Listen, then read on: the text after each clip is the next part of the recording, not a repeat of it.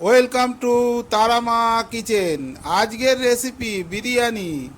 আজ আমি বানাবো বিরিয়ানি। চলুন রেসিপিটা শুরু করা যাক। বিরিয়ানি বানানোর জন্য আমি 2 প্যাকেট চাল নিয়ে নিয়েছি। 2 প্যাকেট মানে 1 কেজি করে 2 কেজি চালটা আমি আগে থাকতে ভিজিয়ে দিয়েছি।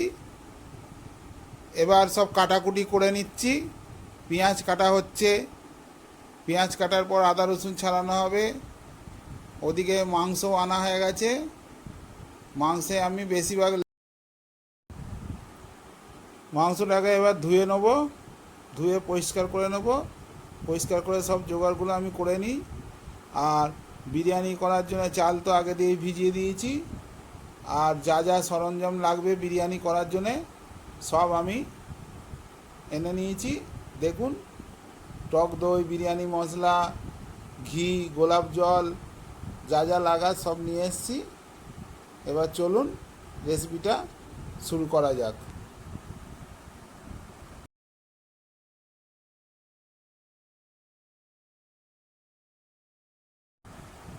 মাংসের মধ্যে বেশিরভাগ লেগ পিসই আছে, আর বডির মাংস খুব কমই আছে।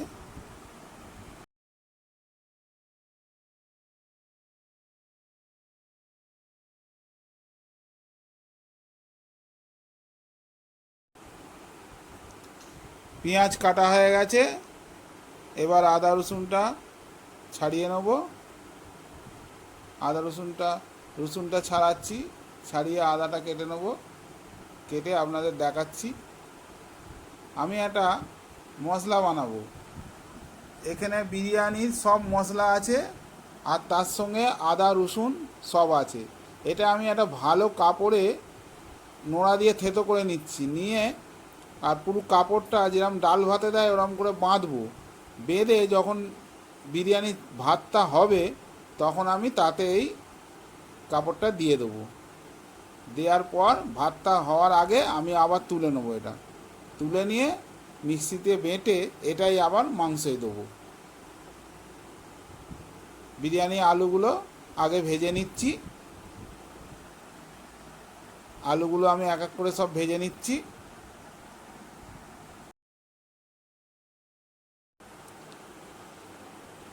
আলু ভাজার পর আমি তেলের ওপর দিয়ে দিয়েছি তেজপাতা। তেজপাতা ফোড়ন দিয়ে তার ওপর আমি দিয়ে দেবো পেঁয়াজ। চিকেনটাকে কষে নেব। পেঁয়াজ দিয়ে দিচ্ছি। আর আমার অন্যদিকে উনুনে কিন্তু ভাত হয়ে গেছে। ওটা আমি আপনাদের দেখাতে পারলাম না। আমি একবার বাইরে গেছিলাম বলে দেখাতে পারলাম না।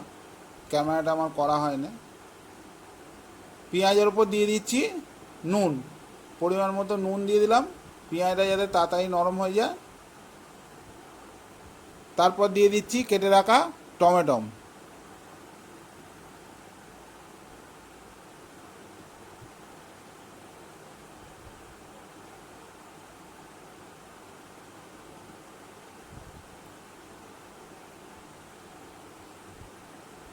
পেঁয়াজ টমেটো সব একসাথে ভাজা হচ্ছে।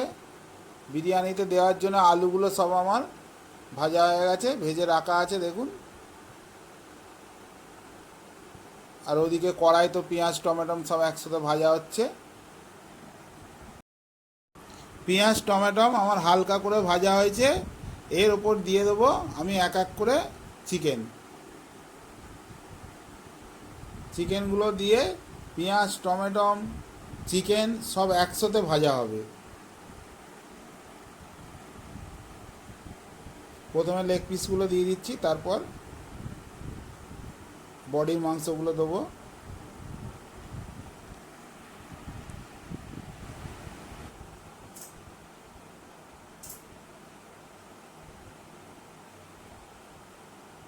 আমি বাকি চিকেনগুলোও দিয়ে দিব।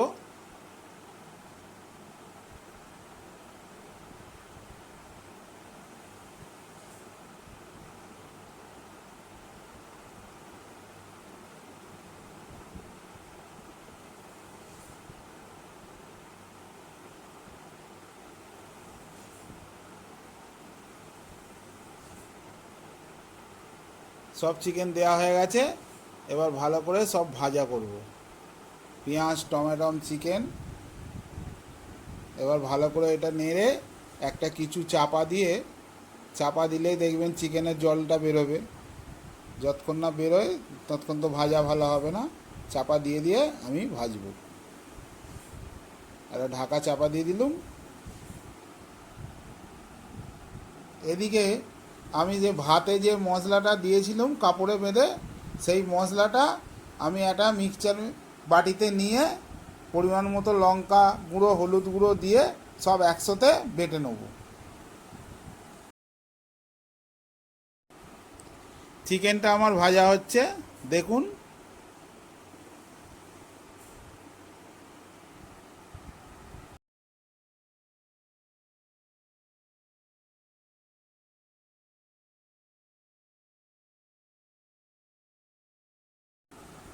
মশলাটা আমার বাটা হয়ে গেছে। এবার আমি চিকেনের ওপর দিয়ে দিলাম, দিয়ে এবার ভালো করে কষবো।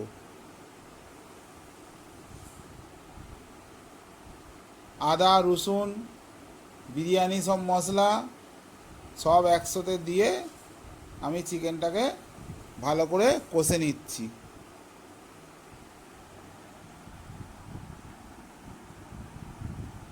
মশলা ধোয়া জায়গাটা ধুয়ে একটু জল দিয়ে দিলাম সামান্য পরিমাণে, দিয়ে এবার ওটা চাপা দিয়ে দিয়ে ভালো করে আমি কষবো।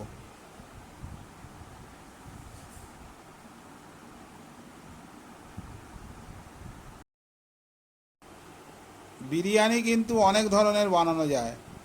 আমি যেভাবে বানাতে পারি সেভাবেই বানাচ্ছি। রেসিপিটা দেখুন, ভালো লাগলে আপনারাও বাড়িতে এরমভাবে বানাবেন।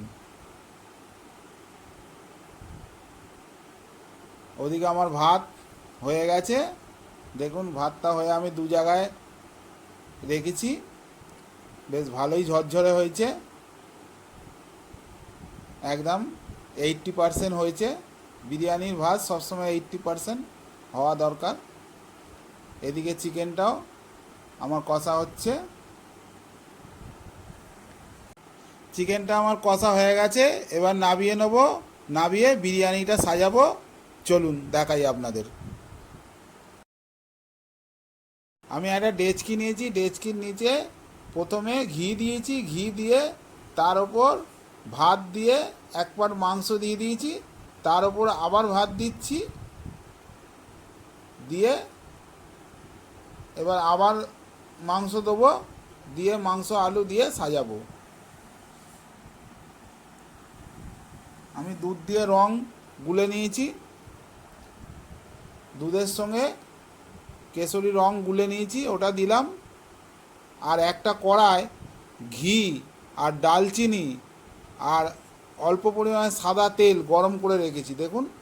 ওইটা আমি নিচেতেও দিয়েছি, এবার পাট পাট সাজাচ্ছি, তাতেও দিচ্ছি।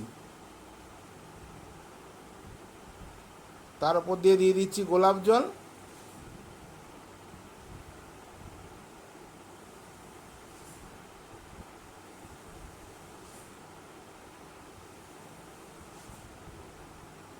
দেওয়ার পর আবার আমি চিকেন দিয়ে দিচ্ছি। চিকেন আলু পরস্পর দিয়ে আবার একটা পার্ট করে নেবো, নিচেও একটা পার্ট হয়ে গেছে। এরম পার্ট বাই পার্ট আমি সাজাবো।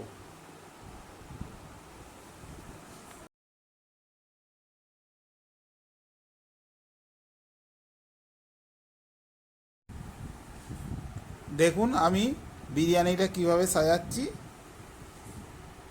আপনারাও বাড়িতে বানালেন এইভাবেই সাজাবেন।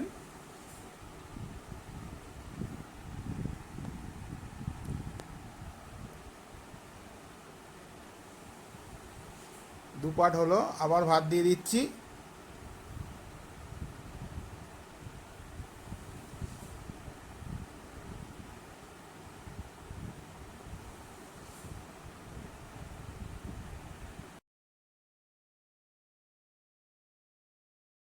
আজ বিরিয়ানিটা বানানো হচ্ছে আজ এক শুভ দিন বলে। শুভ দিন মানে আকাশের জন্মদিন। আকাশ মানে আমার বৌমার ভাই, তার আজকে জন্মদিন। তাই আমি আজকে বিরিয়ানির রেসিপিটা বানাচ্ছি আর তাকেও ডেকে নিয়েছি খাওয়া দাওয়া করার জন্যে। চলুন।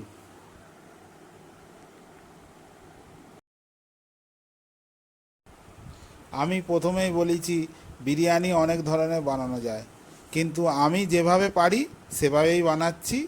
আপনাদের যদি রেসিপিটা ভালো লেগে থাকে আপনারাও বাড়িতে বানিয়ে দেখবেন।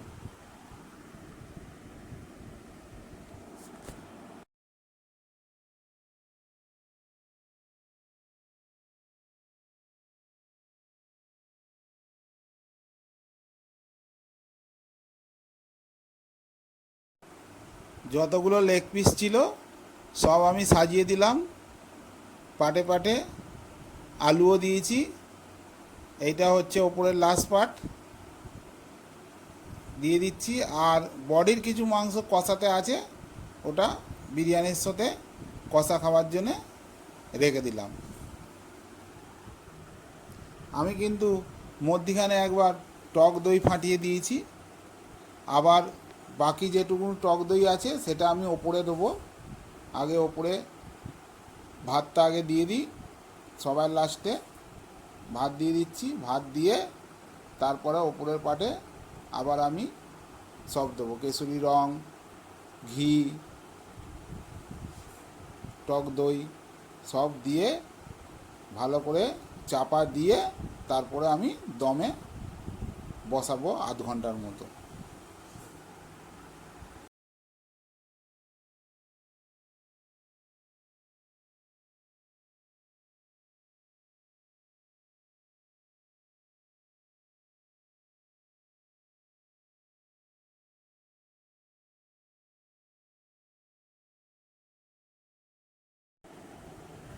হাফ টক দই আমি মিডিলে ফাটিয়ে দিয়ে দিয়েছিলাম, 100 গ্রাম টক দই এনেছিলাম, আর হাফ লাস্টে দিচ্ছি ওপরে।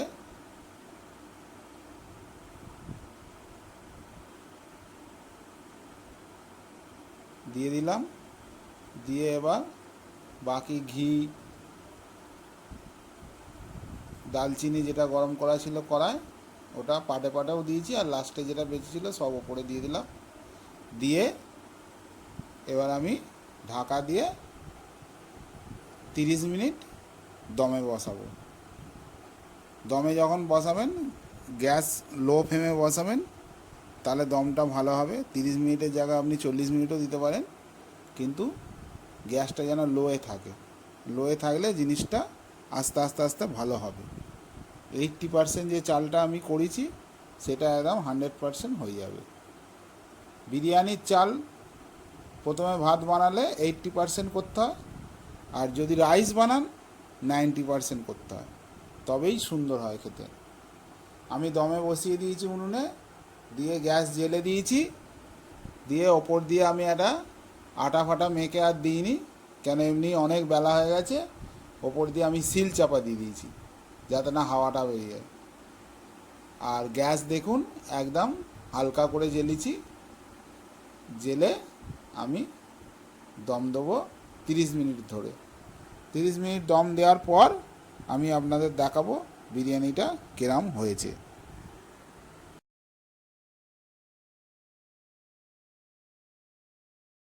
বিরিয়ানি রেডি হয়ে গেছে, আমি নামিয়ে নিয়েছি, একদম ফুল গরম। আমি নামাবার পর একটা প্লেট দিয়ে একটু করে নিচ্ছি যাতে মাংস রাইস সব একসাথে হয়ে যায়। আমি হালকাই কালার দিয়েছি, কেন আমাদের বাড়িতে বেশি কালার পছন্দ করে না, ওই জন্য বিরিয়ানির রঙ এরকম হালকাই হয়েছে। আর স্যালাড কেটে নিয়েছি, শসা, টমেটো, পেঁয়াজ কেটে স্যালাড তৈরি করে নিয়েছি। এবার পরিবেশন করব, চলুন। আজ আকাশের জন্মদিন, তাই আপনারা সবাই মিলে আশীর্বাদ করবেন আকাশ যেন ভালো থাকে, সুস্থ থাকে। ভিডিওটা যদি ভালো লেগে থাকে অবশ্যই কমেন্ট করে জানাবেন, আর চ্যানেলটাকে সাবস্ক্রাইব করে আমাদের পাশে থাকবেন। সবাই ভালো থাকুন, সুস্থ থাকুন, আর আমার চ্যানেল দেখতে থাকুন। দেখা হচ্ছে নিত্য নতুন আরও কোনো অন্য ভিডিও নিয়ে। সবাই ভালো থাকুন, নমস্কার।